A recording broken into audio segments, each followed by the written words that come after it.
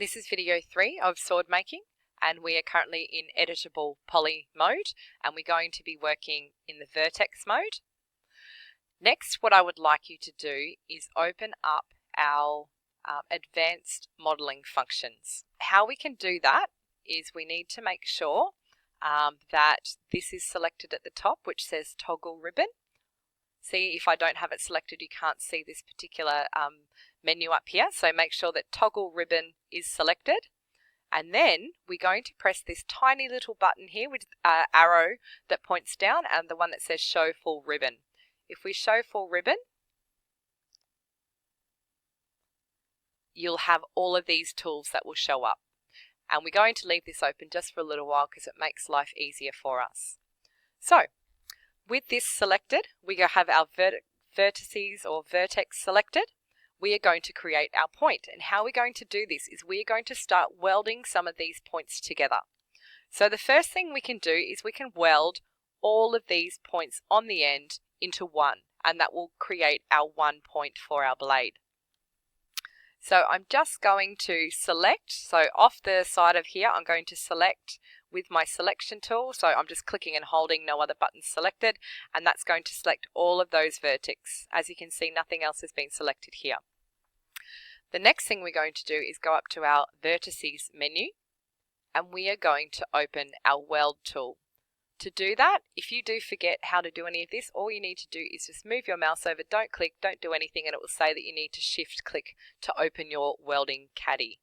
So if I shift click, as you can see, it's opened up my welding caddy here, and all I need to do is increase this. There's a scrubby slider on the side, which means that you can just click and hold, and it's going to then put that all into one point. So as you can see, I'm just clicking and holding and moving the scrubby slider up, and that has welded all of those points into one. And now I have a really nice looking tip on my blade.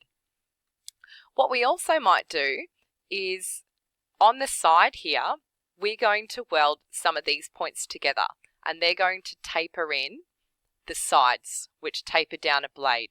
So how we can do that is I'm going to once again press shift and click, and that's going to open my welding caddy, and I can then move over here and I can start selecting these side ones. So I'm happy with that. I want to add to the selection now, so I press my plus key.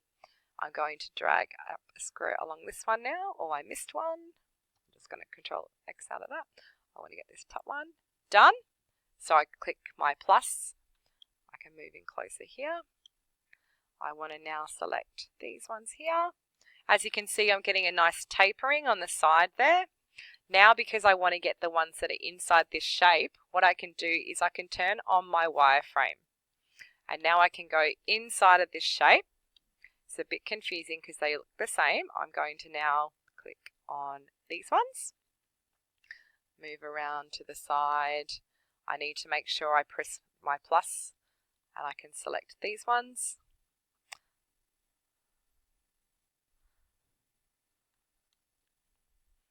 I can turn off my wireframe now because it is getting a bit confusing. Press my plus here. I can select these ones. Plus. These ones. I missed one. As you can see, it gets a little bit tricky sometimes, so you need to keep checking that you're getting all of the right ones. And then lastly, I want these ones. Now I'm just going to have a look around and make sure I'm happy with that. So see how it's nicely tapered on the sides there. I've got a blade at the front, or a point at the front, and it's tapered on this side here too. So when I'm happy with all of that tapering, all I need to do is just press my tick to say I'm happy with that, and I have slightly made an improvement on my blade. We still have some more things that we need to do.